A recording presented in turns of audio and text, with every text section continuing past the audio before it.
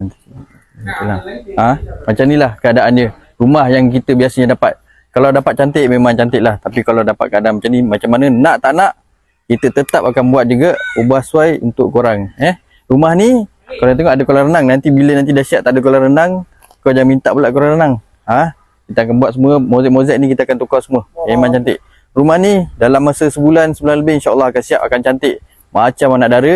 So lokasi dia kat mana? Lokasi dia dekat Taman Pulau Indah Johor Bahru. Jadi kalau nak tengok rumah sekarang boleh, nak nantikan macam mana keadaan renovation rumah ni lepas ni pun boleh. Jangan lupa hubungi saya. Jika malam aku pergi